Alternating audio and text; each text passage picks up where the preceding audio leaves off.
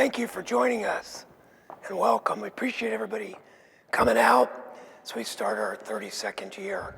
It's hard to believe we've done this actually 32 times. It started out as a way to understand how to read statements, and it's kind of evolved. So today we are going to cover a lot of stuff. We will have the handouts for all of you, and of course we're recording this so you can come back. We're going to start out, take our kind of traditional look at the year ahead as far as what we can expect broadly from an economic and political standpoint. We're going to discuss the resources that are available to all of you, which continue to evolve and be developed. We're going to chat about technology. Obviously, that's why you're here to hear one of our two special guests, retired FBI Agent Jeff Lanza. And of course, we are also going to just review some of the other events and things that are coming up. As I say, we've done this. Well, I started in 1986, and we founded our company in 1990.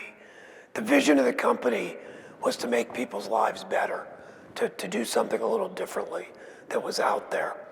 And while technology has changed, investments have changed, the world has certainly changed, that commitment remains the same.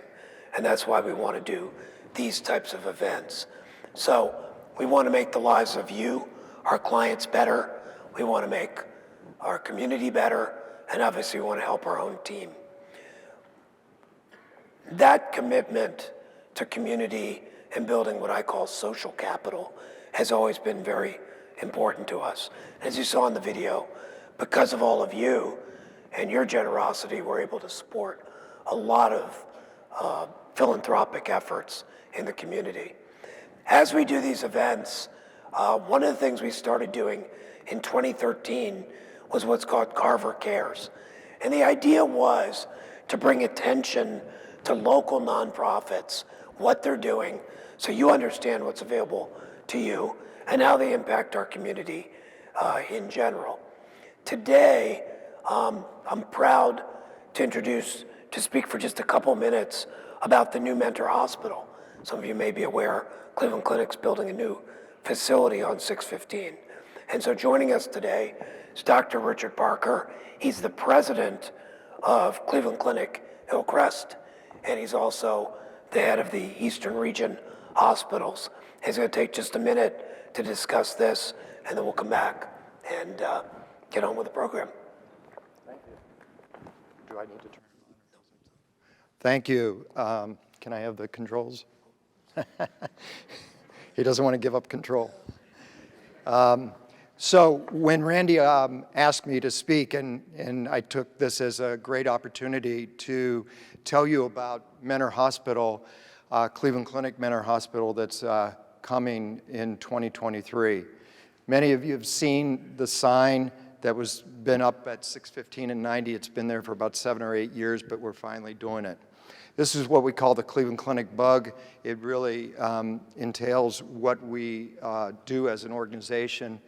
We're here for our patients, to care for them. We care for each other, the organization, and the community. So that's why we're really excited about bringing Mentor Hospital to Lake County. It's right there on 615 and 90. It's currently being built. It will serve as a destination and an entry point for the Cleveland Clinic for the people in Lake County and this quadrant of Cuyahoga County as well. It's part of Hillcrest Hospital, and so that's why I'm here. I'm the president of Hillcrest, and so I'll be the president at Mentor Hospital once we open up. It will complement existing services of the Cleveland Clinic in this area, and we have several facilities around. There's a rehab facility down the street on Heisley. There's office buildings, and it'll be near the Willoughby Hills Family Health Center. We had a virtual groundbreaking. You see Dr. Mihalovic as well as myself and some of my colleagues, and we did it on September 20th. It's going to be a lean and mean hospital. It's going to be very electronic heavy. It'll have 34 inpatient beds, 19 emergency beds. It'll have a helipad. It'll receive EMS. It'll have 22 to 25 outpatient rooms, 4 operating rooms, and the campus is big enough that we'll be able to add additional buildings as needed. So we're really excited about this. Like I said, we're going to be opening up in 2020. It's been a good winter so far as building. So they've been actually able to get out ahead a little bit of when we think it'll be done. So thank you for the opportunity, and look forward to being up here in Lake County, taking care of the community. Thank you. Thank you. Appreciate it. Okay. Oops. So, he left the clicker, which was nice of him. All right, so what are we going to talk about? I'm going to spend a few minutes before we bring up Jeff, kind of give the lay of the land for the year ahead. There are 3 big things I think you're going to hear about more in the news. Obviously, one is the midterm elections. We're just starting to get into that. Tax policy. There was a lot of talk about what was going to change with increasing taxes. Build Back Better never happened, and really the whole thing failed in the Senate, but it's coming. They're going to have to pass tax reform, which we're going to talk about. And by tax reform, it's not a good thing necessarily, but it probably won't affect most of you as much as you might think as we go forward. And then the other thing will be the whole supply chain and COVID type situation. Now, one of the things that's happened that's good is because of COVID, it's accelerated the digital pivot in the United States tremendously. Nike commented they basically moved ahead 10 years because of what happened with people working remotely and people working, without being in a physical facility. Some of you may have seen the interview we did with Kevin O'Leary about a month ago, and Kevin had said that they thought among their organization about 15% of the people would not return to work. Right now it's 55%, and they're shutting down a lot of their commercial buildings.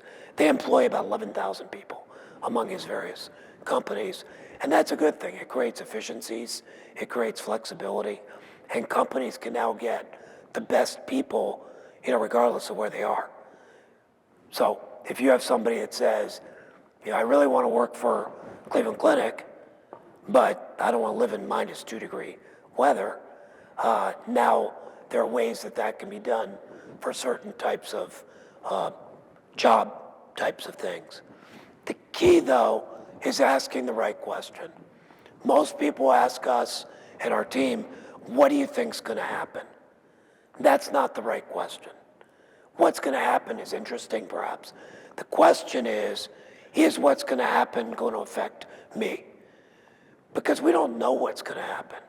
We can tell you that we do believe inflation is going to continue to rise tremendously.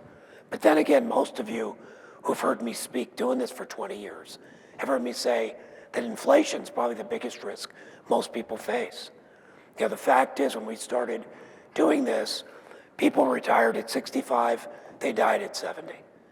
Today, people retire at 55 and they never die. They just kind of go on forever. And so inflation is something that we're all feeling, and right now, it's accelerating pretty quickly. So it's very important that we continue to grow our assets faster than taxes and inflation can take it away. But that question about what's going to happen, again, the bigger question should be, is it going to affect me? And with the proper planning, it shouldn't matter what's going to happen. We should be able to account for that. With all of our clients, we typically keep enough cash and liquid reserves for at least a year based on what you're telling us. And because we're speaking to you individually, we know what those needs are. It's not some cookie cutter model. And therefore, while we can talk academically about what we think is out there, it really doesn't matter. And frankly, 2 years ago, the big concern was trade war with China and North Korea shooting nuclear weapons. And then 3 months later, I was worried about a global pandemic that people really didn't see coming. Because inevitably, it's not the bus you see coming that hits you, it's the one you don't. And so what the challenges are going to be will probably be different than what we see today.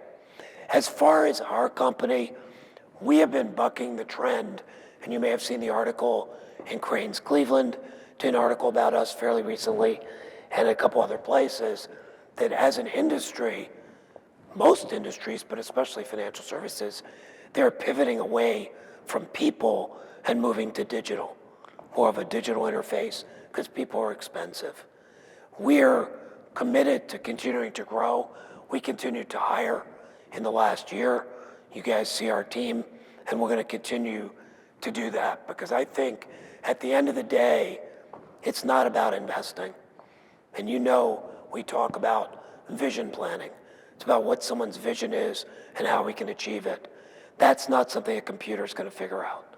It's a matter of having a face-to-face conversation with a person. And there are a million firms out there that handle investments or planning. It's about building that confidence and relationship. We are continuing to work with Raymond James. You know, I started with them December 17th of 1990. So it's been 31 years, give or take. We are not employees of Raymond James. We don't have to do anything that they do. But what it does do is it gives us access to global resources for all of you. We have access to a full trust company. We have access to a full bank. Recently, we've been doing tremendous amount of lines of credit and lending, so people don't have to sell investments to fund things. We wouldn't have access to that otherwise. But Raymond James does not tell us what to do. They have no financial interest in our office. And it's a little confusing because there are employee offices of Raymond James that are out there, but we've been fully independent for 31 years, and we will remain so. We're also, as far as their independent offices, the largest office in the world. And so they tend to give our clients pretty good service because they don't want to upset any of us, which is good. It's a great quote from 3 years ago, and I think it's as true today, perhaps more so, and it relates to what our speaker is going to be talking about. The pace of change has never been this fast, yet it will never be this slow again. There's enormous opportunity and potential in that realization. Technology has always brought such promise, but it also brings dramatic shifts in our social, economic, and political cultures.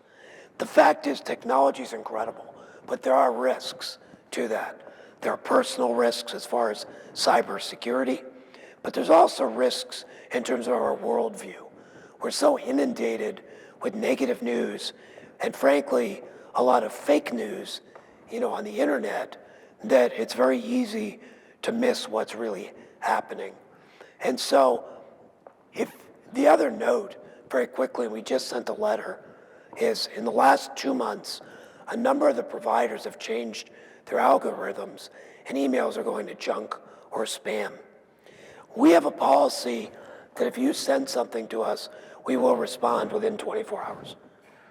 If you come in for a meeting, planning meeting, you should see a summary within a day or so. If you do not, most likely, and especially with Yahoo, AOL recently, and Gmail starting to change, please check your junk folder and then also make us and Raymond James a safe sender. If you have questions about how to do that, let our team know. But more and more, it's a much easier way to communicate with the emails. And if you're not getting them, then it's probably because it's going into one of those folders. Now, when we talk about a worldview, the fact is the role of the media is not to inform. The role of the media is to sell advertising. That's their job. And today, you have 8,500 magazines and newspapers in the United States, roughly. You've got literally millions of websites that we can look at, and there's over 1,761 commercial TV stations and growing. They're all competing for your attention. And to do that, they have to be more sensational, typically more negative, and more short-term.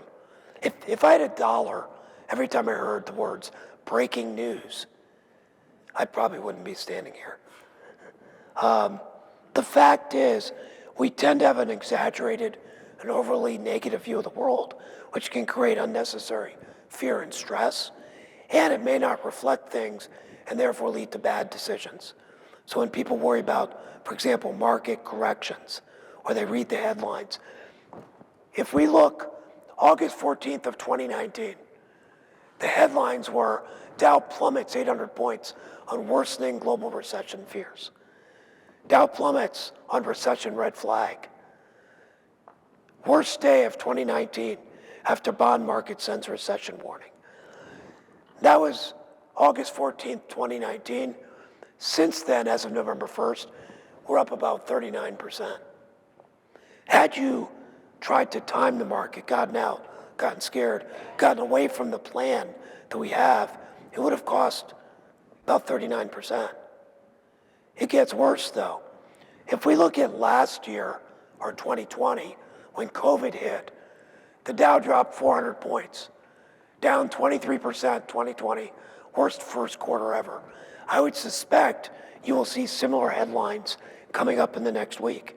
The market's been dropping a little bit, especially with technology. Dow and US stocks plunge again. It's always plunging. If you were in an elevator and your choice was up or plunge, that'd be kind of scary. Spiraling virus fears causing financial carnage. That's awesome. Since that day, the market's up 62%. Had you pulled out, sat in cash, you'd have made virtually nothing.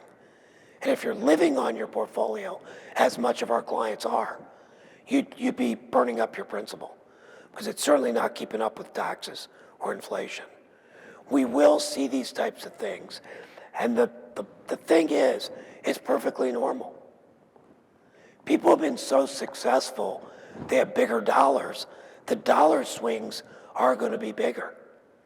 But on average, from 1928 through 2018, and we could pull it forward, the market drops 5% every 2 months. That's 1,500 points, roughly where the Dow is today. 1,500 to 1,700 points every 2 months. Remember, they're talking about plummeting at 400 points. The Dow drops 20% about every 30 months. That'd be a 7,000 point drop today. If the market drops 7,000 points next week, the media will lose their minds. They will go crazy. We believe the market is going to crash. We hope it does, because it's a great opportunity. You don't want it to stay down forever. But the fact is, market corrections allow us to rebalance. They allow us to generate tax write-offs. They allow us to shift money from tax deferred to tax free. A market correction should be viewed as an opportunity if managed properly, not a problem. And frankly, we didn't get enough volatility last year to offset some of the taxes, although it turned out to be a really great year. Now here's the thing, and I think you guys intuitively know this, but it's very difficult to actually live. 96% of the gains happen in 0.9% of the days out there. Most of the gains are in a very few number of days. Nobody knows where those days are. And typically, the best days are mixed right after the worst ones.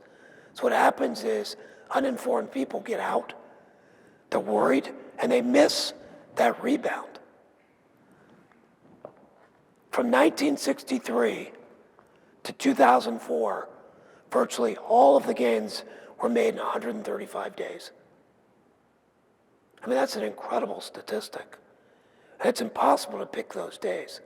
So, to put in perspective, if you invested $10,000, January 1 of 1998, you put it in the stock market, the Dow Jones, you let it sit, at the end of 20 years, you had $17,756.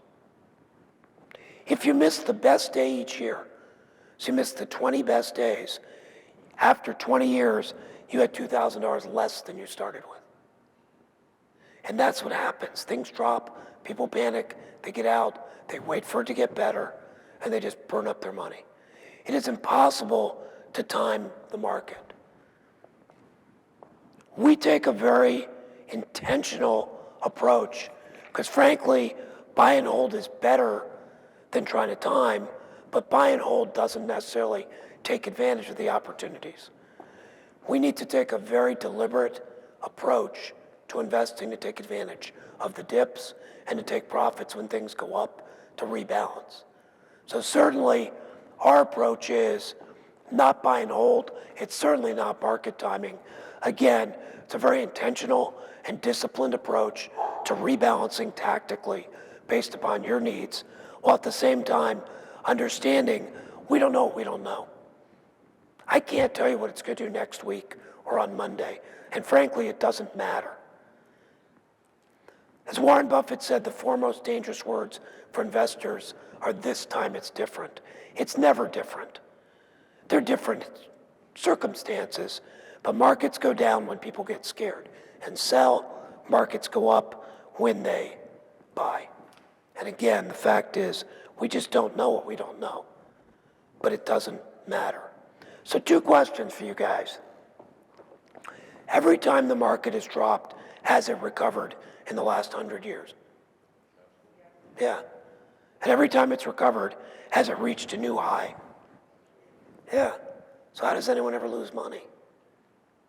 And it's because, again, they sell when things are down, or the worst is they chase when stuff's up. Oh, I got to buy Bitcoin. It's at $60,000 a coin. Not really knowing what things are. So what lies ahead? In 2020, there was massive spending for everything from the Payroll Protection Program to the Coronavirus Relief Act, Families First, and that came with a cost. The annual federal budget deficit went from about $900 billion to $3.7 trillion. Huge, and they're still trying to spend. That's one of the reasons the market's going up, and it's why we have so much inflation. As long as they keep spending, it's going to keep driving things. That's going to stop at some point, as far as that goes, and we're going to have to pay that off. Intuitively, the response has been, we have to raise taxes to pay that off. The reality is that doesn't necessarily work, but I would expect you're going to start to see more pressure that way. Again, we have that conflict between we're in an election year, so it's very difficult to pass things that sound negative versus we need to raise revenue. The Secure Act had several major changes that did pass. First of all, required IRA distributions are now at age 72 as opposed to 70 and a half. If you had already begun taking them, you had to continue. The other big one is that non-spouse beneficiaries, when they inherit IRAs, must now take it all out within 10 years. So it used to be they could stretch it over their lifetimes. They don't have to take each year, but it all must come out. And that means your heirs may face higher taxes.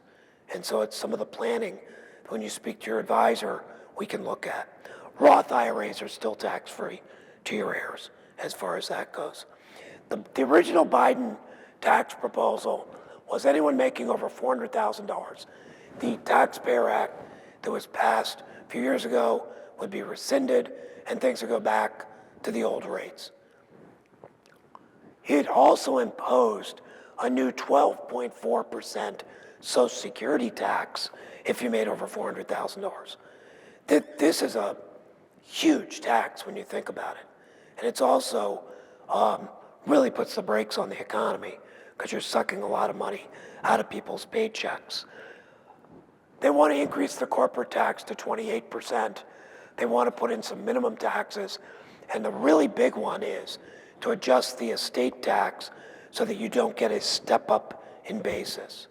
Right now, if you paid $100 for something and it's worth $1,000, when you die and your kids or your heirs get it, the cost basis from a tax standpoint is that $1,000.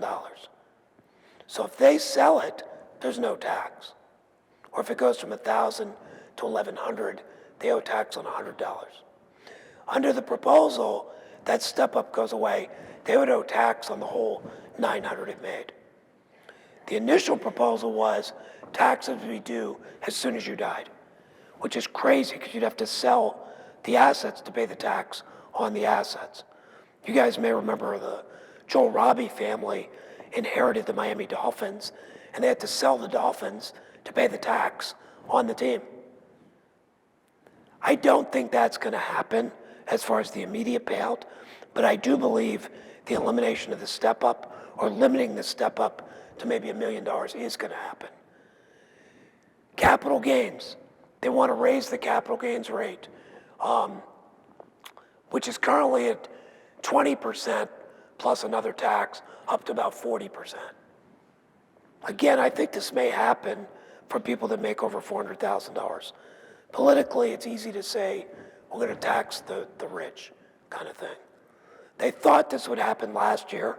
There's some concern that if it passes, it's going to tank the stock market because everyone will sell stuff to lock in the lower rates today. The way the last two bills have been written is that as of date of passage, this would take place. In other words, it wouldn't be starting in 2023, the rate goes up, be as of today. And the idea is that way people can't sell stuff in anticipation because it's kind of too late. I would watch for things and talk to your advisor, not about what you're hearing in the news and all the crazy stuff. We have people calling about, I heard the government's going to take my money or tax my Social Security. You know, take a breath and talk to your advisor. But I do think you will see some higher taxes, especially in the estate area, because typically the dead don't vote, except the last election, but generally not. Step up in basis, so likely increase in corporate tax rates, changes with regard to Roth Iras, that'll probably go away, that you won't be able to convert. The estate step up might go away, certainly higher interest rates, higher inflation. What is unlikely is a huge tax increase for everybody, transaction taxes, or a wealth tax, where you're taxing a percentage of wealth. So we think that's very unlikely. Resources for you guys. Please check out the website. There is all kinds of stuff there. We have a number of videos on all of the presentations. One of the best things is we have a number of videos on how to use everything from investor access to the vault to uploading checks, basically how to get paper documents or electronic documents, all that stuff, little 1-minute tutorials, which is very helpful. All of our trip experiences are listed, and we'll mention that at the end. We do have 2 trips coming up in August. We have the Venice to Italy trip. There are currently 3 cabins left for that. And then we just announced for 2023 in February, we're doing I call it a super yacht, because it's a 300-foot boat, trip to Egypt and Israel. It's going to stop in Jordan, Cyprus, go through the Suez, and we've got 6 spots left for that. So, any of the latest recognitions will be there. The other thing is in 2020, we made a fundamental change how we manage money. This was really headed up by Raj, Nick, and Kale, and really worked on developing, with Raymond James, some new technology for monitoring portfolios and then allowing us to make adjustments in real time, as opposed to having call and ask each time we did something. This is very, very helpful. Obviously, we're going to make adjustments based on your needs. We do not get paid for transactions. You know, we make more money when you make more money. And so we have a vested interest in helping you as much as possible. But moving to discretion was a really nice change, because now we can react and rebalance. So typically at least twice a year, you'll see some big changes as we look at everything. And then of course in between, as we speak to you, we will talk about that. Our best resource, our most important resource, is our team. As I said, we continue to grow. There's over 250 years of experience. All of the advisors are certified financial planners. And as I say, it gives us some bench strength. It also means if something happens to anybody, we have backups for everyone. And you can read about our succession plan in the annual report, both business continuation from a technology standpoint, but also from a personal standpoint. And then lastly, as I say, our personal vision planning process, it's not based on the markets, it's based on you. And it's based on the idea that we don't know what we don't know.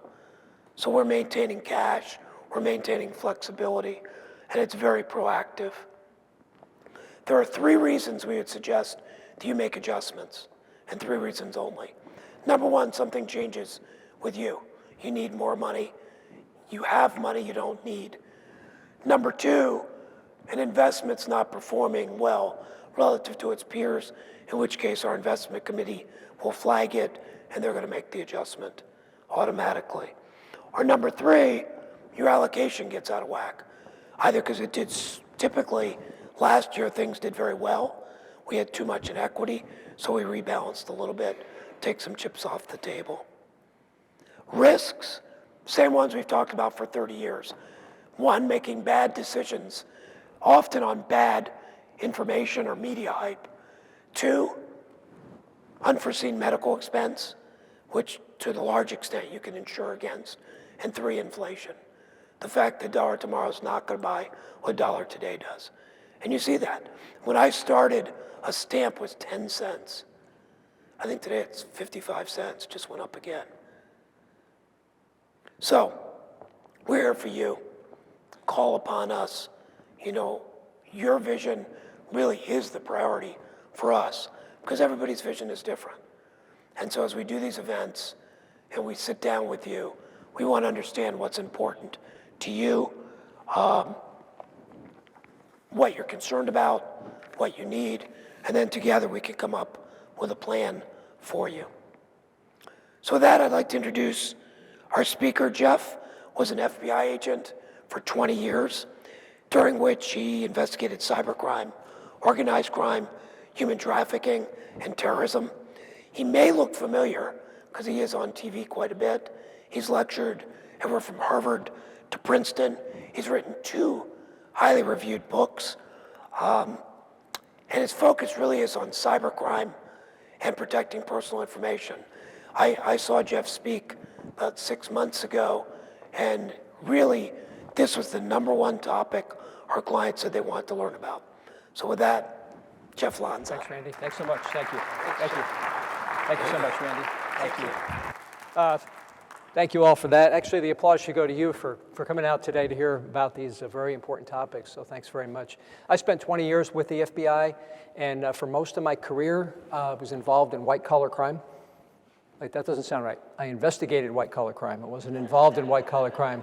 But 2 parts of the FBI's white-collar crime program, 2 components of that are our topics for today. I first want to talk a little bit about identity theft, and then we'll get into cybercrime. But it's all about how to stay safe from these types of crimes. And sometimes, as Randy mentioned, the national media will ask me to do television interviews. This is a screenshot of one of those interviews I did on CNBC. Now, when you go on these shows, you don't have a lot of time, mostly about 2 minutes, to get across a message. We'll have more time today. They asked me how the hackers committed the crimes that they commit, and we'll get into that and how to stay safe. They also asked me what the incentive was for these crimes. It's almost always for profit. We can't change that part of it, but what we can do is make it more difficult for criminals to reach the incentive. And that's what the program is about today. So first we'll cover identity theft, and then we'll get into cybercrime from 2 angles.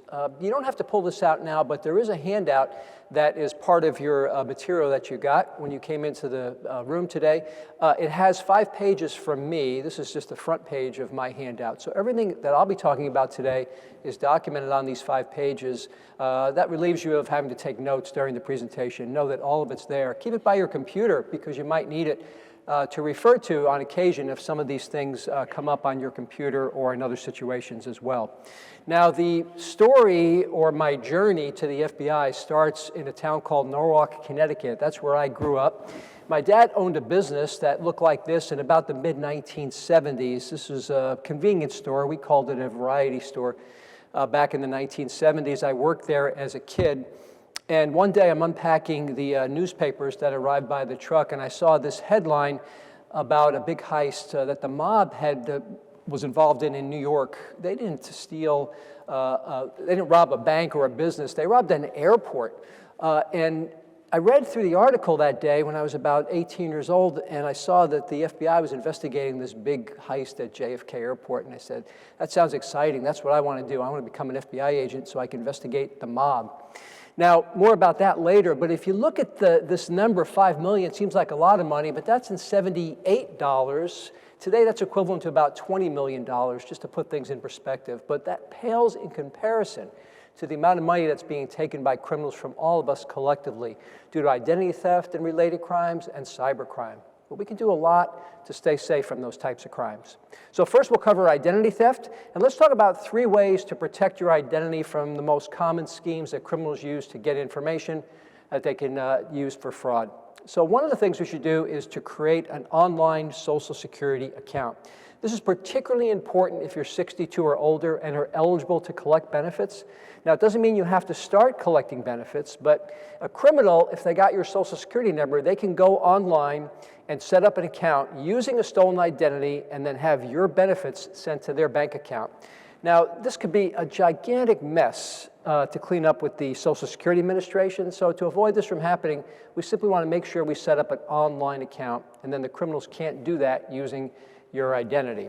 And that will keep you safe from this type of crime. Even at a younger age, you can set up these accounts. That's how you track your benefits throughout your lifetime. They've reduced paper. They're not mailing you Social Security estimates every year like they used to. So to get those estimates, you should have an online portal anyway, but particularly to prevent fraud. You know, when you work with the advisors at Carver Financial Services, they know a lot about Social Security as part of retirement planning, but for fraud prevention, let's set up this online account, check off that box.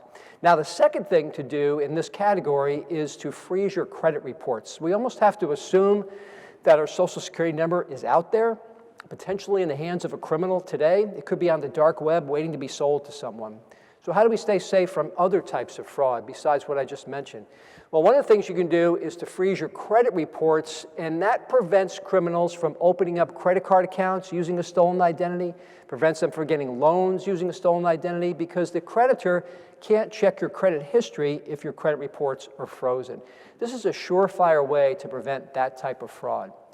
Now, it's easier to freeze your credit reports than it was in the past. It used to be time-consuming, it used to be cost money, and now it's free and it's very easy to do. If you go to my handout, you will see a list of the 4 credit reporting agencies. I'll blow that up for you so you can get a better look at it. Yes, that's right, there are 4 credit reporting agencies, not just the big 3. There's a 4th one called Innovis. And if we're going to freeze our credit reports, let's make sure we freeze all 4. It's easiest to do it on the websites. That's the best place to freeze your credit reports because you can do it in about 5 minutes each. And it doesn't require, of course, any money, and a lot of time is not used to do all of the freezing. I highly recommend doing it at their websites that you see on the handout. Okay, so more information about freezing is on the handout. Let's go on to the next thing in this category, and that is to protect your information. This is more of an ongoing thing that we need to do. So let me talk about a couple of areas here. First of all, don't ever do this. Don't ever do this if you have a mailbox like this, and you know what I mean. Don't mix pansies with salvia. They just don't work well together at all. Now, if you have outgoing mail, take it to the post office if it is sensitive, and that would include anything with personal information on it, Social Security numbers, but particularly checks.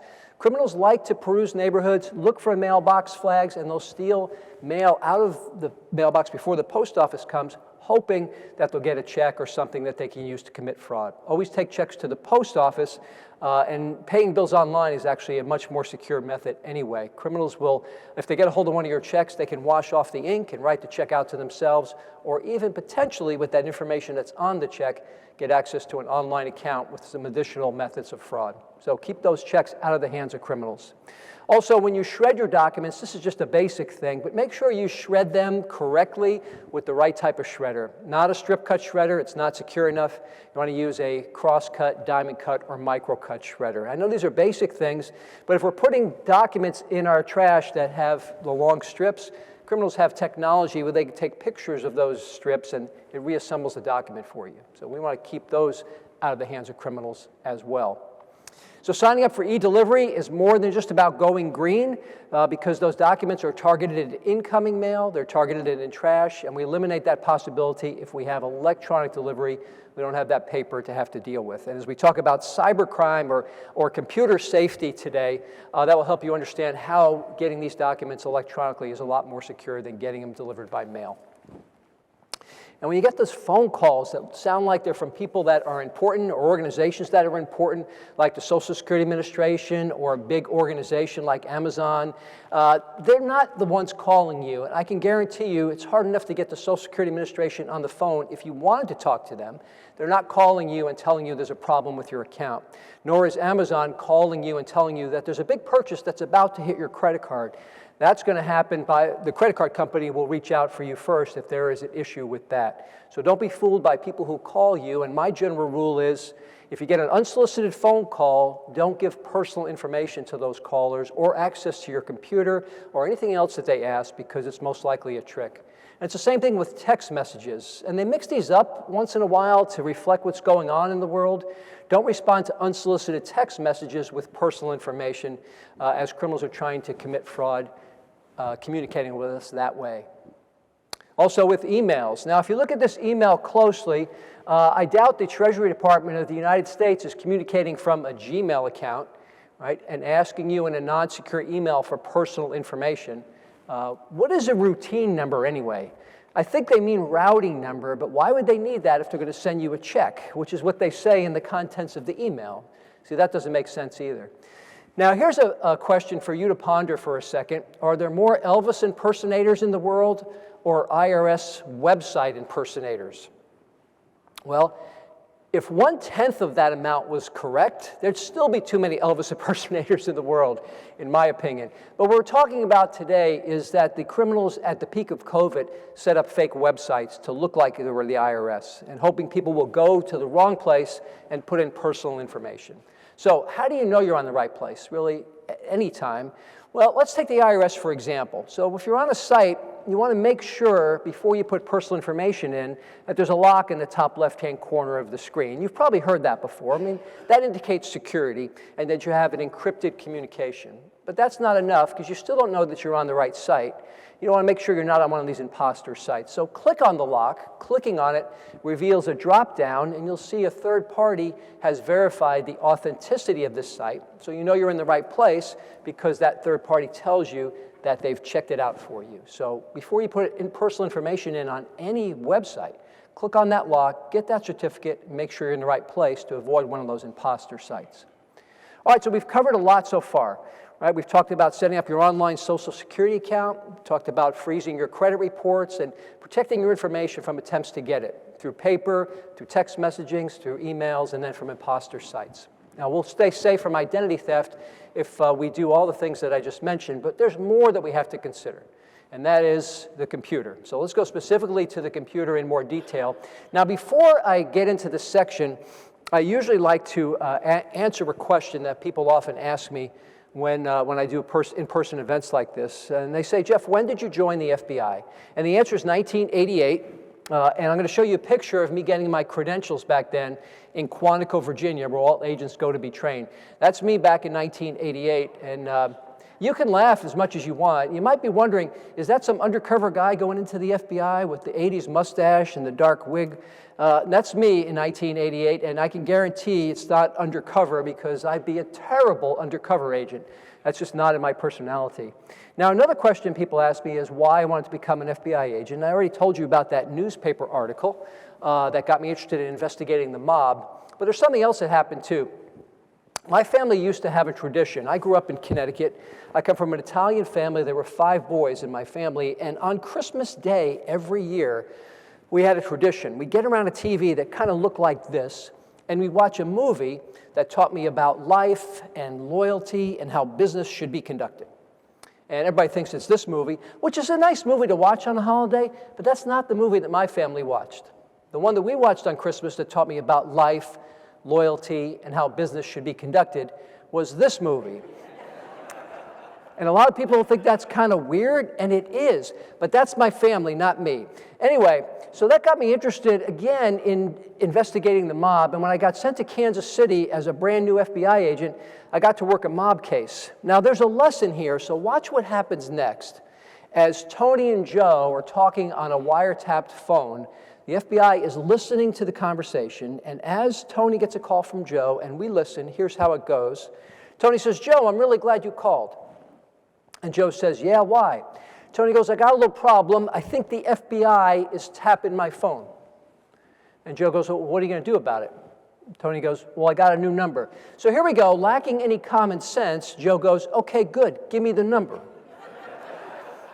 Now, Tony gets a little common sense, and he says, "Wait, I better not give it to you on the phone. I'll meet you for lunch. I'll give it to you then." And Joe says, "Well, I can't meet you for lunch." Tony says, "Okay, I'll give you the number on the phone now, but I'll give it to you backwards." So he proceeded to give him the 7 digits in reverse order. Now, what did the FBI do? We got our best cryptologist on that one right away. We had the number figured out in record time, 6 months with the powerful computers we had in 1988. But I use this example to illustrate a really important point. How key is common sense in everyday life? But when it comes to fraud prevention, it's important too. What criminals are trying to do is manipulate our emotions to make us make emotional decisions, so we're not using common sense. You'll see that play out in these next examples, which are all real examples, by the way. So I'll start with account takeover. Now, as the term implies, an account takeover on a computer is where a criminal gets our online credentials to log in to our accounts. There's a couple ways they can do that. Now, one is by putting malicious software on your computer. Now, if you got an email that looked like it was coming from the IRS, you might have an emotional reaction. And opening the email may not harm your computer, but if you look at the contents of it, this doesn't make sense already, right? Because if the IRS thinks you owe them money, you're going to get a letter, not an email, a physical letter. So this already doesn't make sense. But emotionally, some people may click on that attachment. And the attachment's the problem. That could download malware to your computer. Now, the word malware comes from 2 terms, malicious software, and with the operative word there being malicious. If that gets on our computer, it could do some really bad things. So say this happens to somebody.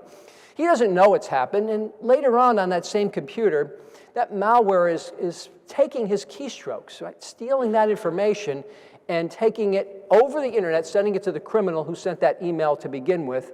And now the criminal may have access to those online accounts. Now, if that happens, of course, that's really a serious problem, but it's easy to prevent if we're just careful where we click. So we get emails from unknown senders or suspicious senders or ones that don't make sense like this. Just don't click on the attachment in the email, and that will keep us safe from this problem. The attachment's the key. Sometimes there's links that may send you to other places, too, where bad things can happen. But generally, it's an attachment that's going to be the problem. Now, there's another thing you can do that's very powerful. You get an email from something you don't recognize, even if it looks official, take your mouse and hold it over the sender. That's called hovering. So remember, we clicked on the lock. That revealed that drop-down certificate a minute ago. Here it's something different. We're holding it over the sender, hovering, and that reveals the true sender. That's not from the IRS. It's from someone with a Gmail account. So another indication that this is a trick. Hovering helps reveal that.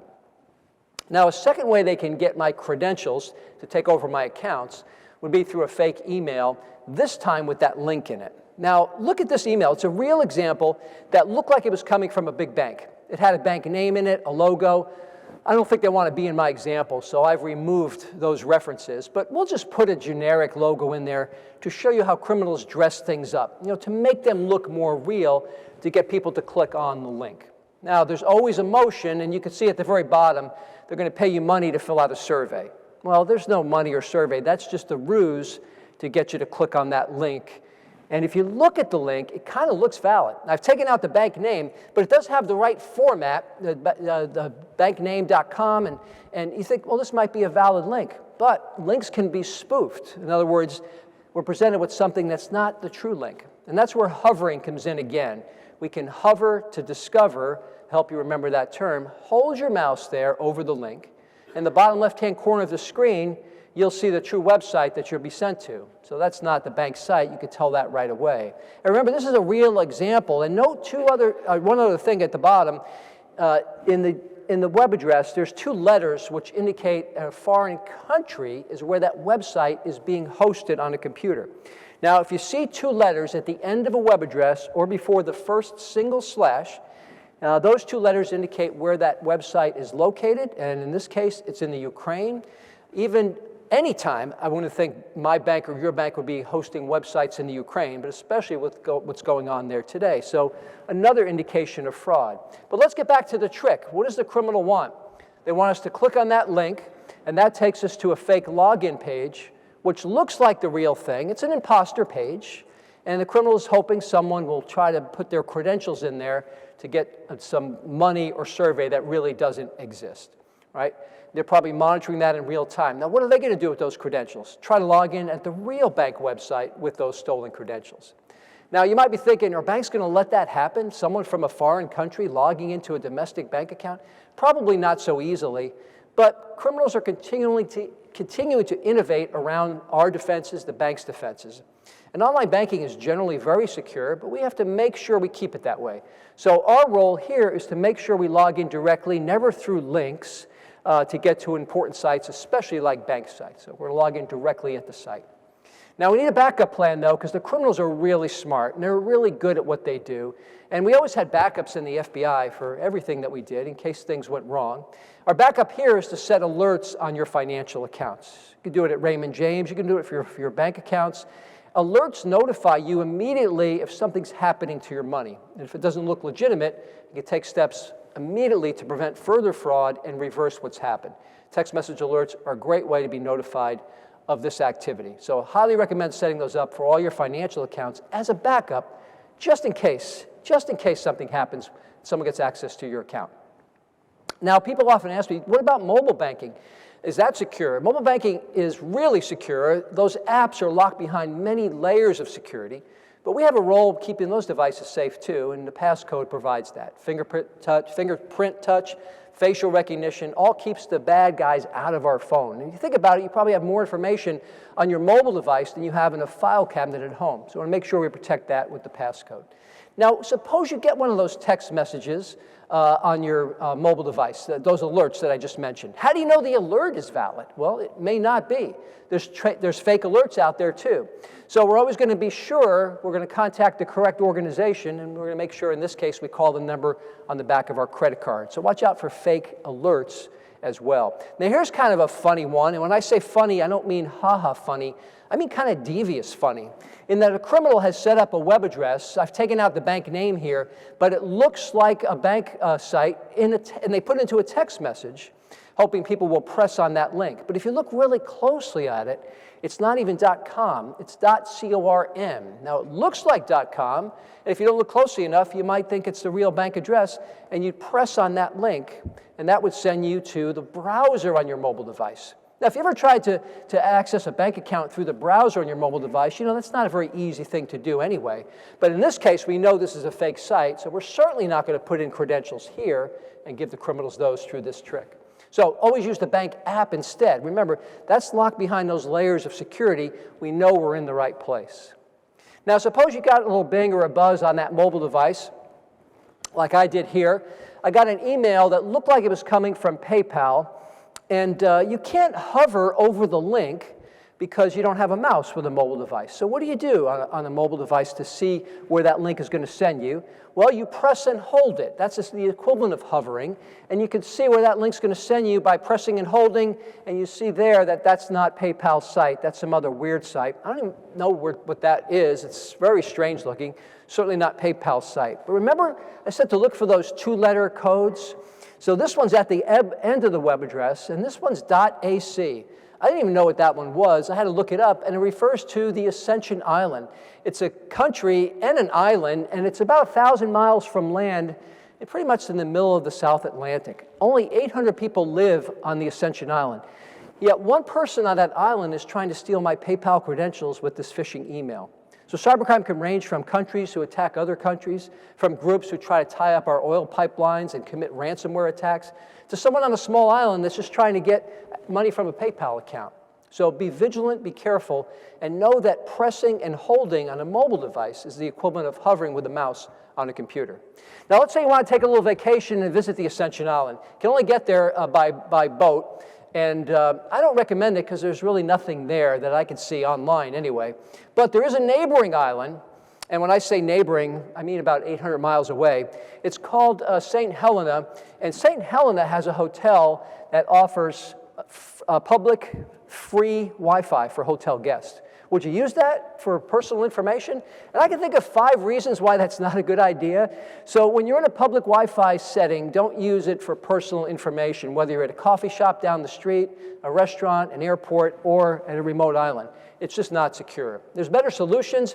Virtual private networks can be had for as little as a few dollars a month, and those can be used to protect your signal. Or use the cellular network of your mobile device to use public Wi-Fi.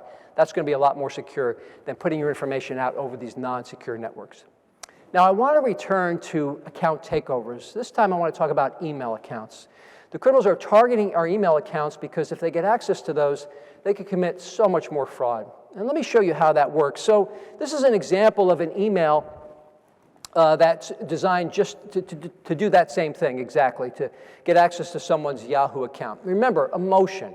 You know, whenever you see something, you've got to fix this right away. There's a problem. You can't get access to this unless you act. You know, I just say this because we're always moving so quickly on the computer with all the emails that we're getting some of the time. We want to make sure we just slow down and think for a minute. Does this make sense that this is happening? Does this make sense that I'm going to get a link to log in when I'm already in my email account and I have to log in again? See, that doesn't make sense either. They're presenting you with this fake login page to steal your Yahoo user credentials. So maybe you don't have a Yahoo email account. Maybe you have Gmail or MSN or some other email provider. Well, there's targeted emails for those people as well. And there's always going to be something emotional. And that's when you stop and think, wait a minute, this doesn't make sense that I have to do this. What the criminal wants you to do is react emotionally, to click on that link at the bottom, and that's going to take you to, what do you think? A fake login page for whatever email account they're providing. Now, I'll get back to this fake login page in just a second. So to keep our email account secure, it's really important that we always log in directly, not through links like I just showed you, not searching for email accounts. So get to the place you're going to be, and then save it as a bookmark or a favorite in your browser, and you go to the right place every time. So you're not searching for it, which could put you in the wrong place, or clicking on links to get there. Use strong passwords, and I know no one really likes passwords. I have a solution for that I'm going to present at the end, passphrases, which I think you might like, but always protect those email accounts as much as you can. And there's one more thing that you can do, and that is to use multi-factor authentication. Now, as a Raymond James client, you are being forced to use multi-factor authentication to protect those accounts, and that's important. But we should do that for all our sensitive accounts, including financial accounts of other sorts and also email accounts. Now, keep in mind, multi-factor authentication, also called two-factor authentication, keeps you safe because the criminal who's 6 miles away or 6,000 miles away, they can't log in, even if they have your credentials that they've gotten from somewhere else. It may not even be your fault. They can't log in because the code comes to your phone. Now, you have to have your phone handy, and you have to make sure that's available to put that code in. You can use authenticator apps as well to do the same thing without using text messaging. But this is an important way to keep those accounts locked down. Highly recommended for financial accounts and also for email accounts. Let's go back to that fake email account. So let's just take an example. Let's say a guy named Mike is victimized by this. So Mike puts his credentials in there, and he's just given those to the criminal unknowingly. And now the criminal has access to Mike's email account. So what are they going to do with that? Well, they first may see if those same credentials work on Amazon. And sure enough, as most of us do, Mike has his username for Amazon is the same as his email account. But fortunately, Mike has a different password for his Amazon account than he does for his email account. That's important. We'll talk more about that in a little while. But because they're in his email account, see, they can reset the Amazon password, and Mike never knows about it because the criminals delete all the verification emails, all the evidence that they've ordered things on Amazon, made changes to Amazon. Mike never sees any of that until it's too late. So now they're in 2 accounts, and it started with the breach of the email account, and it could go on from there. Now, also, they're going to go after Mike's contacts. Have you ever gotten an email that looks like this, that's coming from someone that you know? And all that's in there is a link. And you might be wondering, why did my friend send me this weird-looking link? Well, it wasn't your friend who sent it to you. It was someone who hijacked their email account. But why would they do that? Well, they're trying to get you to click on that link. Maybe they're trying to sell you something at a website. Maybe they're going to try to put malware on your computer or get credentials for another account that you have, or make you a victim of a ransomware attack, which I'll talk about in a second. Now, all of these things can happen in emails, even from people that we know. We have to be especially careful if it takes this type of format, not clicking on those links as well. Now, the other thing they'll do with Mike's email account is try to find out who has control of his money. Right? They could do that in a lot of different ways, but just searching through his contacts, they find that Mike has a financial advisor named Mary Jones. And this is a true story. The names have been changed, of course, to protect the innocent. But Mike and Mary had traded a lot of emails back and forth. They read through those emails. They saw that recently Mike had purchased a boat, and he asked Mary to wire money to purchase this boat. And Mary, like she's supposed to do, called up Mike to verify that the request was legitimate, and the money went. Right? Now, the criminal read those past emails and thought they could trick Mary into sending money for a trailer for the boat. See, they're pretty crafty that way. But Mary wasn't fooled. You know, she called up Mike to see if it was legitimate, and he said, of course, it wasn't. His account had been hijacked, and they were trying to capitalize on that previous transaction.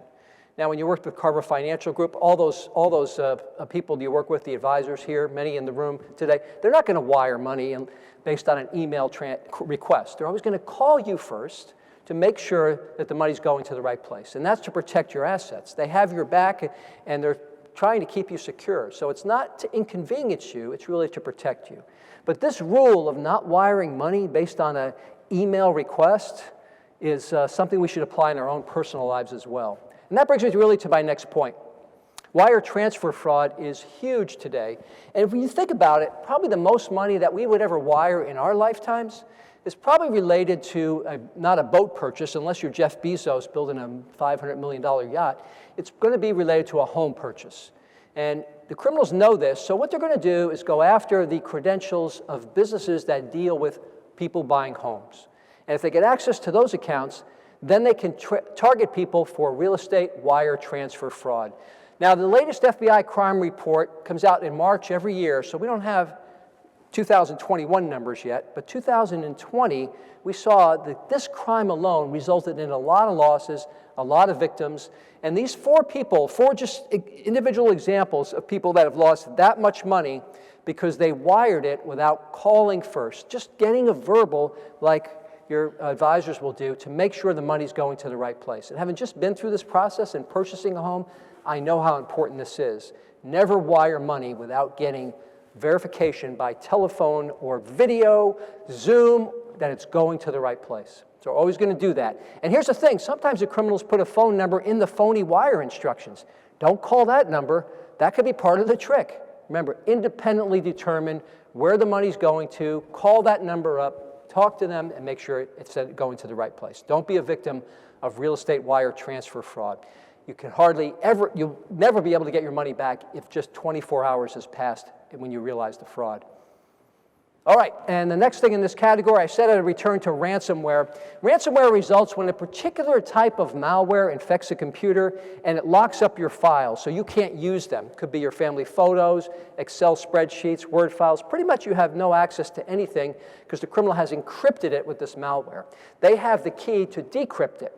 And they usually will present you with a solution to that. You pay them $500, not the $4.3 million that the Colonial Pipeline paid to get their devices decrypted.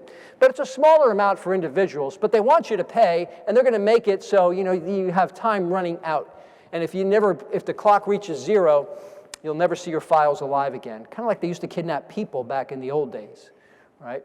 And a lot of people ask me, if you pay the money, the clock stops, will you get your decryption key? And there's really no guarantees that you will, but many times they will give it to you because they want to continue doing this to people, right? And there's even an email that may follow up afterwards. You got to watch out for that if you do pay for the meal. It's a satisfaction survey. They want to know that they have satisfied customers. They may even have something like this. It's almost gotten to this point They do want satisfied customers, and the thing is, we should never, ever have to pay, even if we've clicked in the wrong place, which you're not going to do after today, but by chance, if we're victimized by a ransomware attack, we're never going to have to pay a ransom because we're going to have a backup that we can recover from.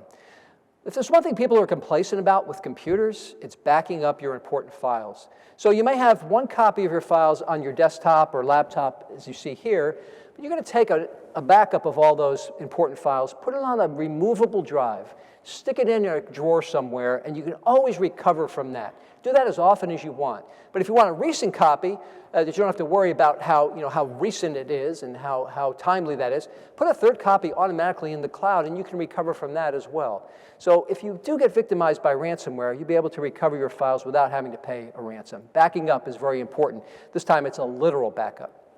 All right, the last part of my presentation is about 3 tips to keep your computer safe. And we'll just start with pop-ups. Now, pop-ups can serve a purpose. They can also be very nefarious. And generally, the scarier they look, the more connected they are to potential fraud. You get a pop-up like this, don't click anywhere in that pop-up. Now, even on the X, because that could download malware to your computer, and you don't want that to happen, of course. So you might be thinking, Jeff, how do I get out of this? I get this big pop-up on my screen. How do I get out of it safely? Well, that's where the handout comes in. So remember earlier I said keep that by your computer? So refer to the handout. If this ever happens to you, I put it right on the front page. We're going to hold down 3 keys on your keyboard, whether you have a Windows or a Mac, and you hold down those keys, and then what's going to happen, let me go back to that pop-up, and what's going to happen is you'll have a task manager that shows you what's generating that pop-up. Well, it's not those first 4 programs. I recognize those. Those are something that we use. Most people do. But that 5th one is probably generating that pop-up. So we're going to remove that safely by highlighting it and hitting End Task, and it'll disappear from your screen without you clicking anywhere in that pop-up. Now, other types of pop-ups have numbers to call. Under the category of tech support scams, criminals present us with a phone number, and if you call that number, they want to make you believe something's wrong with your computer, and they're there to help you. Right? They want to help you resolve it. And in order for them to help you, you have to give them remote access to your computer. Don't do it under these circumstances. They could put malware on your computer, they could steal information, or even worse. So we're not going to allow anyone under these circumstances to get access to our computer. They also want to be paid, and the preferred form of payment for criminals is a gift card.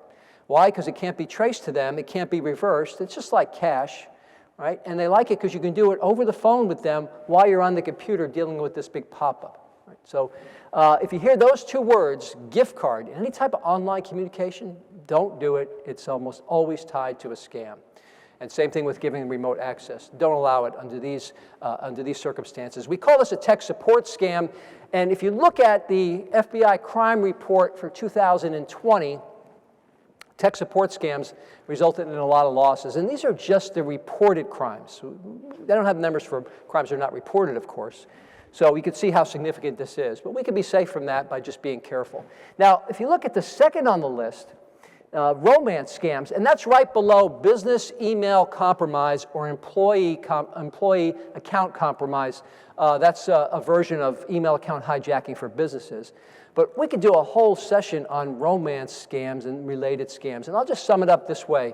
The criminals are very devious. They will target people that are vulnerable. They read obituaries, and they'll take lots of time. They'll target widows and widowers, even younger people under certain situations as well. And it always gets to the point where they're going to have money that's going to be sent to them for the reasons that they describe. It always sounds legitimate. But if someone asks you for money that you met online, it is 100% of the time a scam. There's actually videos of people on the FBI website that describe their circumstances and to help prevent others from being victimized this way. If you know people in your family or friends that might be vulnerable to this, keep the lines of communication open so we can. They'll have a trusted resource to go to before they would ever send money to someone online. There's other emotional scams too. The other part of emotion that drives people to do things is fear. Now, does it really make sense that a law enforcement agency has an arrest warrant for you? They've notified you online and you can get out of that arrest warrant by paying them with a gift card? That doesn't make sense either. Do you think the FBI is locking up people's computers and asking for $200 to unlock them? Really? in the form of a gift card? Well, I worked for the FBI. I only asked for cash to unlock people's computers. And it had to be small bills and non-sequential serial numbers. That was my MO when I worked for the FBI. But on a more serious note, greed's a motivator too. It doesn't make sense that you won a lottery that you never entered, or that you have to pay money to get money from the lottery winnings. That doesn't make sense either. Now, what's this astronaut with $15 million? Well, that was the content of a Nigerian letter. It was an astronaut from Nigeria that was on a Soviet space station. Have you heard about this? Stuck there for 30 years. We've never heard about this before. It's just amazing. And yet, he wants your money to help get him back to Earth. Now, sometimes when you see scams, whether they're as ridiculous as this or more sophisticated, there's always going to be something that doesn't make sense, right? And don't let emotions overcome our abilities to see that little nugget, in this case, that doesn't make sense. And here it's kind of a big nugget. Why do they need your money, right, if they already have a bunch of money? That doesn't make sense either. So, watch out for things that don't make sense. You're always going to see it. Now, a lot of people say, Jeff, I'm going to play with these people. I know it's a scam. I'm just going to play with them, so we'll drag them on and let them waste time with me. Don't do that, because that identifies you as a valid email address, first of all, and also, you'll get more of these types of things, and they'll end up wasting more of your time. When you get spam or anything that's related to fraud, send that to your spam folder. Now, you can unsubscribe from emails that you get that are legitimate. You've done business with a company and they want to have you do more business with them, and you can unsubscribe from those. Those are known emails. Unsubscribe safely. Federal law says they have to take you off their list. But if you're getting spam, Nigerian letters, or any type of thing that looks suspicious, just send it to your spam folder and let your email provider deal with it. You'll get less of those eventually. Now, next in this category is the easiest thing you can do, updating your software. And the reason why it's so easy is because it pretty much happens automatically. We just want to make sure that we initiate that process if we need to. So whether you have a Windows or a Mac, or whether you have mobile devices that are Androids or are Apple devices, every once in a while, they're going to need to refresh their software, to update it. And that fixes vulnerabilities, keeps you safe against the latest threats. So don't delay those updates. That keeps us safe against what the criminals are finding out about that are vulnerabilities potentially in the software. And it fixes bugs as well. And then the final portion of my presentation, I do want to tell you a little story at the very end. Has to do with passphrases. Now, I said I would return to this topic. No one likes passwords. I mean, passwords are hard to come up with. They're hard to remember. They continually create problems for us in logging into accounts. So I think there's a solution, and that is passphrases. Now, passphrases immediately solve right off the bat two problems. If you have a simple password, criminals can crack it with brute force methods. They could be in a matter of seconds if it's a simple password. But passphrases, that can't happen because by their nature, their length, they're very, very strong. The other problem that it solves, passphrases, is credential stuffing. Even if you have a strong password, a criminal can get the password from one place and may not even be your fault, and then apply it into another website. And if you use the same password for multiple sites, they'll get in there too. That technique is called credential stuffing, and passphrases are unique. You never reuse a passphrase, so you can't be vulnerable to that. Now, who doesn't like a 2-for-1 special? You get that with passphrases. So let's start with the most common passwords that people use. Every year this is published, and this comes from last year's list. The new one's not out yet this year, but see, these are the 10 of the most common passwords that people use. All of course, very simple passwords. And I like to think of it this way. Let's say you're out camping. You don't have to outrun the other campers from the bear. You don't have to outrun the bear. You just have to outrun the other campers. So that's all you have to do, or at least Aunt Edna. So using strong passwords or phrases helps us outrun the people that are not. A strong password traditionally had 8 characters with complexity, and the thing is, no one wants to come up with this multiple times. So what do? We reuse the same password over and over again. If you recycle or reuse passwords, raise your hand if you do. And those of you who are not raising your hand are liars, because we all reuse passwords. I've done it myself. And we use it for multiple accounts, and that makes you vulnerable to credential stuffing. Let's see what happened to Mike. True story, made up example, but it's based on a true story. Mike had a different password for his Amazon site, but not for his credit card site. when he was hacked earlier in the presentation, they got in his credit card site. This happened in Kansas City, where I worked as an FBI agent. We had dozens of victims, thousands of dollars in fraud because people didn't use different passwords for different sites. But that's where passphrases come in. So I'll give you an example of a passphrase. And I'm going to go back to my original story. We used to watch The Godfather when I was a kid growing up. And so I was trying to come up with a passphrase for my favorite streaming service. So we watch The Godfather on Christmas, every Christmas, and a lot of people think that's a little strange, but we always took a break to celebrate Christmas in my family. And we took a break during the movie when we heard a particular phrase. It was about 90 minutes into the 3-hour movie, so it was a perfect time to take a break.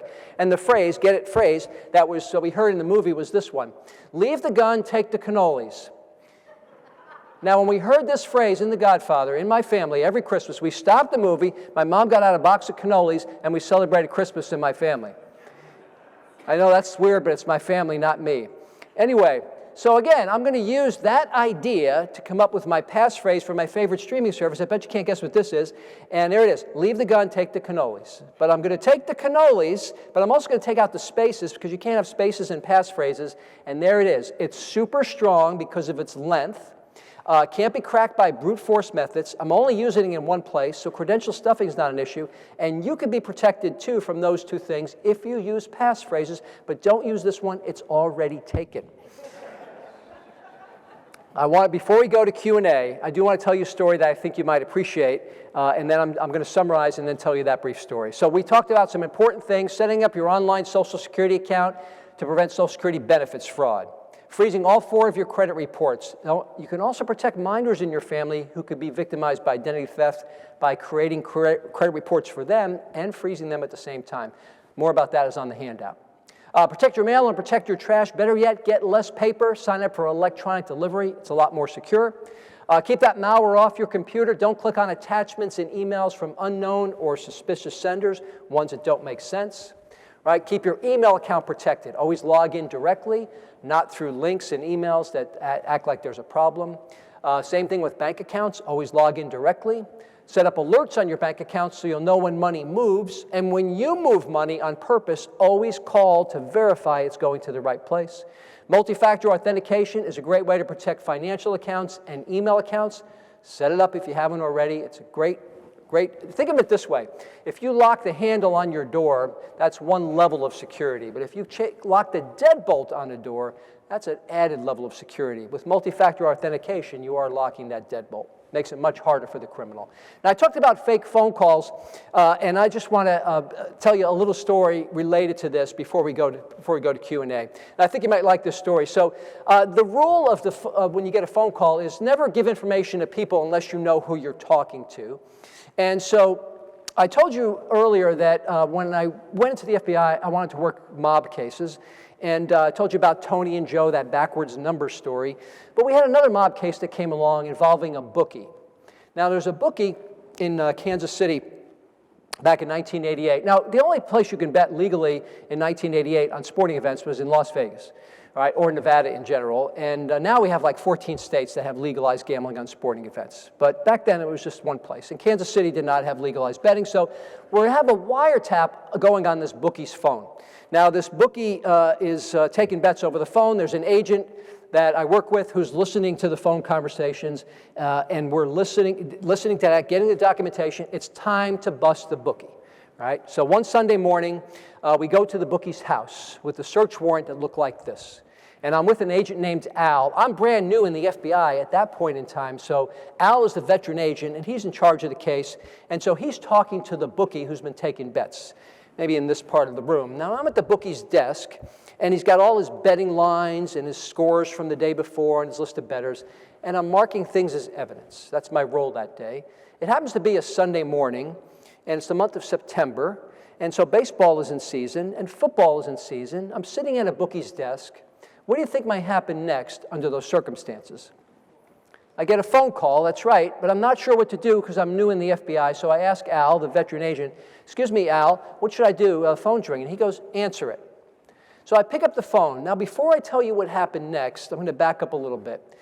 Where I grew up in Connecticut, I told you my dad owned this business, and unpack the papers every morning, and I showed you that New York Post headline. If you flip over the New York Post to the back page, you'd find the sports section, and in the sports section, about 4 pages in, you'd find the betting lines on any given day. So when I was a teenager working for my dad, these guys used to come in my dad's store. He used to like to bet on games with their bookie at that time, and I didn't know anything about gambling, but they would come in my dad's store and stand around and talk about what games they're going to bet on that day in my presence. So I'd hear things like this. I'm taking Milwaukee plus 110. I'm taking Detroit minus 9.5. I'm taking the over on the 49ers. I'd hear all the lingo of gambling. And as a teenager who knew nothing about gambling, I learned it all just listening to those guys in my dad's store. And that's my story, and I'm sticking to it. Let's fast forward 15 years. Now I'm at the bookie's desk. The phone rings. I got my gun, I got my badge on, I got my official FBI jacket, the raid jacket with blue jacket, FBI letters, yellow letters on the back. Everything's official. We got the search warrant. The phone is still tapped. They're listening to it at the FBI office. Al says, answer it. I pick it up. Guy goes, who's this? Well, I tell him my real name. We're not undercover, we're just busting the bookie. So I say, Jeff. He didn't say, Jeff who? He didn't say, Jeff, where's my bookie? He goes, hey, Jeff, what's the line on the Chiefs today? Well, I knew how to read the lines because I remember from my dad's store. And the bookie had it right there. I figured, why not tell the guy? I go, Chiefs are -3. He goes, give me 50 on the Chiefs. I go, you got it. So I take down the guy's bet. Now I hang up the phone. My hand is still on the receiver. As it hangs up, it rings again. Another caller. Hey, Jeff, what's the over on the Vikings? Now I knew about overs and unders. That's total points scored in any game. You can go over or under to win your bet. He goes, what's the over on the Vikings? I go, it's 44-45. How much you want? He goes, give me 75 on the over. I go, you got it. So I take down his bet. Now it's approaching noon Central Time, which is kickoff time in the NFL. Now the phone's ringing off the hook, right? One guy calls up and he wants to do a parlay bet. Now a parlay bet, it could be a 2-team parlay or a 3-team parlay. And the thing is, it's a combination bet that you have to win all of the games in a parlay. But if you do, you get odds on your wager. But the caller forgot what the odds were on a 2-team parlay. So he asks me. He goes, hey, Jeff, I want to do a 2-team parlay. I forget. What's that pay? Well, I remember from my dad's store, 2-team parlay pays 12-5. I mean, who doesn't know that? So I ask him, I go, how much you bet? And he goes, 50. I go, pays 120, but you got to win both games. He goes, all right, give me Yankees, Jets, 2-team parlay. I go, you got it. So not only am I taking their bets, I'm instructing them on how to bet. There's only one person in this whole situation who's questioning the fact that some strange guy named Jeff is answering the phone taking bets. One person, and that person is the FBI agent on the wire downtown who's listening to the phone. He's going, wait a second, 2 agents go in there, they take out this bookie, and now some other bookie named Jeff is answering the phone. One guy is so loose with his information, he didn't care. He goes, hey, Jeff, I don't know you, but I get paid on Tuesday. Are you still paying if I win? Well, I played along. I mean, what was I going to do? I go, yeah, don't worry. We'll pay you. We'll pay you. So he gives me his first name, last name, and address, but he spells it out one letter at a time to make sure we had it just right so he'd be paid that Tuesday. Mike Smith, S-M-I-T-H, 333 Maple, M-A-P-L-E, Kansas City, Missouri, 64105. You're still coming by on Tuesday, right? I go, oh, yeah, Mike, we'll be by. Don't you worry about that. So that goes on for an hour. Finally, I get a smart guy. We should all be this careful. We're not going to give information unless we know who we're talking to. So this smart guy goes, Jeff, wait a minute. Wait, Jeff who? So I tell him the truth. We're just busting the bookie, not the bettors. I tell him, I go, Jeff with the FBI. And I expect I'm going to hear a click. That's not what I heard. He didn't hang up. He starts cracking up. Jeff with the FBI. That's a good one. Jeff with the FBI answering the bookie's phone. I love that. That's funny. Yeah. Hey, Jeff with the FBI. Give me 50 on the Chiefs, will you? I learned 2 important things that day. We're too loose with information, so know who you're giving it to. And the second thing is that I learned is how to take bets over the phone. So if you're interested, I know there's probably not a lot of Bengals fans here, so if you want to bet on the Titans, you got 3 points. You got to give 3 points if you want to take the Titans. Please feel free to give me a call. Just come up here. I'll give you my number later. We can get that bet in for you. I have a book on cybercrime if you're interested. It's available on my website, which is listed on the handout. Check it out if you want. We'll get one out to you right away. With that, I'm going to stop, and we have time for maybe 2 or 3 questions. Is there anything I can answer about anything we talked about? Yes, please. For emails, we have a choice on security to either send it to spam or block it. What do you recommend? So if it's spam, if you think it's spam, then send it to your spam folder, and this way your email provider will see anything that looks like that will go to the spam folder automatically. You can also block it, and that's going to just send it to the spam folder anyway. But you want to make sure that they learn what that is. So other stuff that like that will also go to the spam folder. Yeah. Yes? What is the point of hacking Facebook accounts? People will get something messenger. Oh, look who's in this picture. Right. The account's been hacked. What are they at? Yeah. Yeah, so people hack Facebook accounts so then they can send all of their contacts or their friends on Facebook. In the case of Facebook, it's friends. They want to send them information that would hopefully get them to click on something. Either it could be something as benign as a website where they're trying to sell them something, or maybe more serious than that where they're trying to put malware on their computer and to steal information. So that's why. They're using a Facebook account to get access to their contacts or friends. Was there another one? Yes, ma'am. I have a question. When you were talking about those pop-ups with the security, Yeah. if you have a security like Norton McAfee that is expired, Yeah. and then all of a sudden I'm getting all these things, like Yeah. your computer has this, is that true? Even Yeah. though you're expired, they're telling you? Yeah, you have to be careful with those pop-ups because sometimes it looks like it may be coming from a legitimate company like Norton or McAfee. So I would say just don't click on the pop-up, go into the software that's on your computer if you have Norton or McAfee, open that up, and you can see if you want to renew that through that method, that way. And if you want to avoid all the Norton and McAfee things, if you have a Windows system, just use Windows Defender. Right? It sits silently on your computer. It does a wonderful job. It's really, really a good antivirus program. It's free, and they don't bombard you with renewals and pop-ups and upselling. Okay? Turn off your Norton and McAfee. Turn on Windows Defender in the security settings. When it expires, don't renew it. Delete it from your computer. As long as you've turned on Windows Defender, then you're not worried about any of that stuff. Yes? You mentioned passphrases. What about password managers? Oh, yeah. So, yeah, that's right. I didn't get into that today. So the gentleman asked about password managers. So I refer to them as passphrase managers, but yet a great resource. In fact, you'll see it on the handout. There's some ideas for you. There's Keeper, there's LastPass, there's Dashlane. Highly recommend it because you can't remember all your passphrases, right? You're going to have different ones for each account. Most people have 80-plus accounts or approaching that, maybe not all. So you want to store those in some place that's secure. And the passphrase managers, password managers are designed to do that. Check the ones out on the handout. Bitwarden is a free version. It's a nonprofit company, and they do a really good job. Some people say, I'm just going to write them down in a notebook at home. Just don't carry that notebook outside of your home. Keep it locked up, and family members know where that is. In the event something happens, you'll be able to access those accounts. And that's true for any storage of passphrases electronically as well, because if something happens to you and someone needs to access those accounts, you want that secure information to be able to be accessed by someone who needs to have it. So, yes, sir. Google allows you to save your passwords in your account. Yeah. Like save to your computer, not Right. online, whatever. Right. Is that the same as a... Sure. So the gentleman's asking about having your browser store your passwords or phrases, and so Google does that. Firefox, Edge, Safari, they'll all save those for you if you want to. The risk of saving passwords on your computer, even though they're encrypted, is that if someone gets access physically to your computer, right, physically now, they may be in your computer, they might be able to just log into your bank account because everything's saved there, right? Or if they get malware on your computer, they could possibly get access to those encrypted files and learn the code to decrypt them. It's a rare thing. So I say just use the password savers in the browsers for non-sensitive accounts that you log into to make it easier.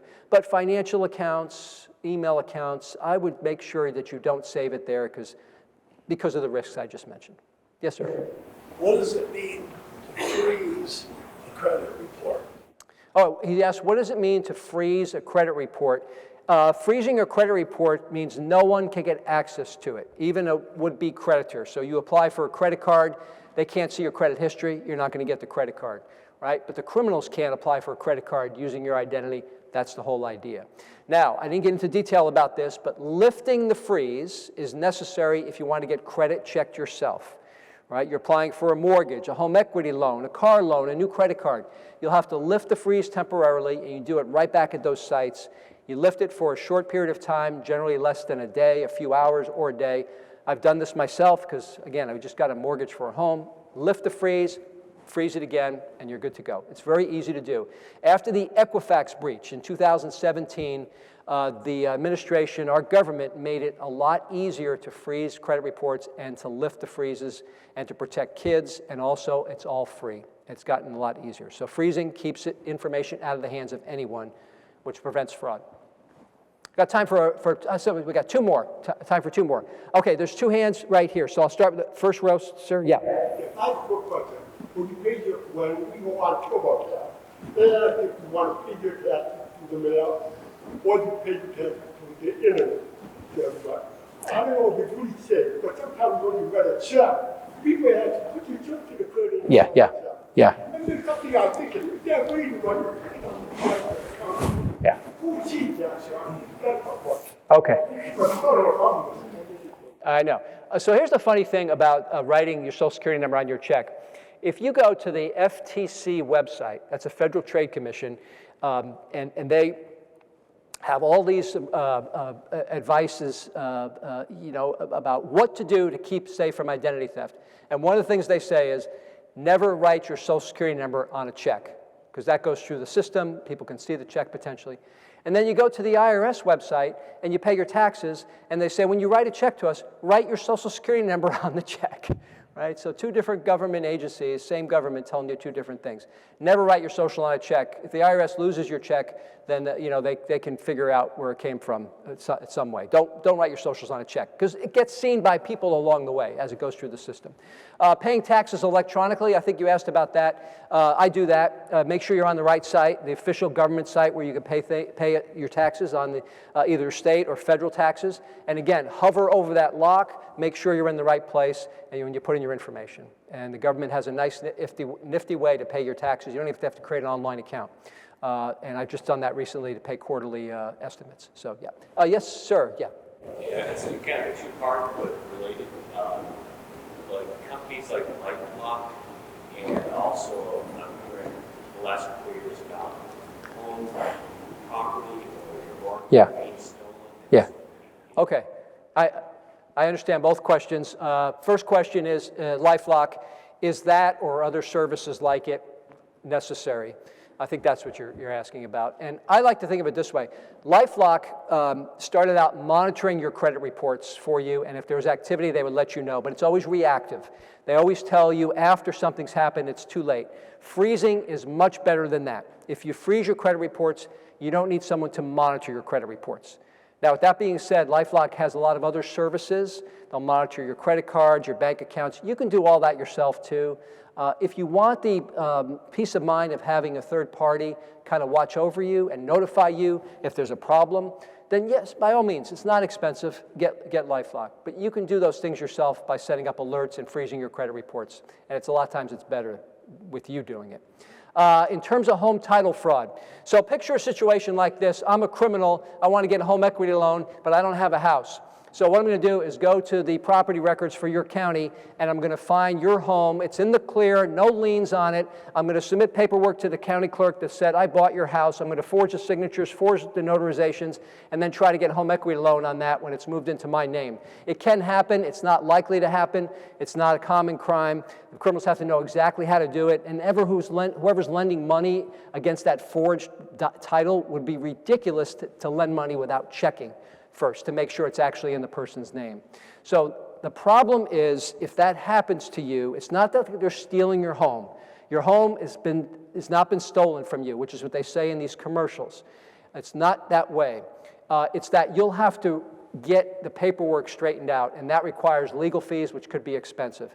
Those home title protection services, the ones that advertise, they don't cover legal fees. So I wouldn't sign up for any of those services. Check with your county to see if they notify you when someone's trying to make changes to your title. Many counties have notification services. You can go to your county records yourself once a week, once a month, and just make sure nothing weird is happening. You can do that yourself, and that's all those title protection companies do anyway. So anyway, I think I'm gonna stop right there because I think we've reached our time limit. If you have more questions, you can communicate with Randy or his team, and we can see what we can address some of those issues. But anyway, thank you so much. You've been a very nice audience. Thank you. And Randy's right here behind me. So there you go, Randy. Thank you. I appreciate that. Thank you so much. Thank you. Okay, we're going to wrap up. A couple things. Raymond James previously had two-factor authentication as a voluntary thing. You now have to have it. So if you log into your accounts, you will get a notice as of January. You must have two-factor, where it pops up on your phone. We do recommend, as Jeff said, do electronic, don't do the paper. If you want to get statements, that's fine, but the electronic is certainly much, much more secure and more efficient. The other thing is, you can give your other advisors, your CPA access to your tax information. It's very helpful. Again, it's not putting stuff through the mail, but again, two-factor authentication. And I'd recommend it pretty much on everything, whether it's your Amazon account or your Raymond James account. So, stuff coming up, March 16th, we'll be doing an estate planning event. Nick and I will be talking about preserving, passing, protecting assets. This summer, we have the golf outing, we have car show, the appreciation, and then the fall we'll be doing two events. Dr. Kevin Elko will be coming back in September, those of you that saw him, and we'll be doing a retirement seminar. And as I said, that's the ship for March of next year, the trip, and then the trip to Venice and Croatia. So, appreciate what's good out there, try to understand the challenges, but again, regardless of what happens, I don't think it matters with proper planning. And then if you have questions, call us, call the team, call your advisor. So thank you for joining us, and we appreciate you.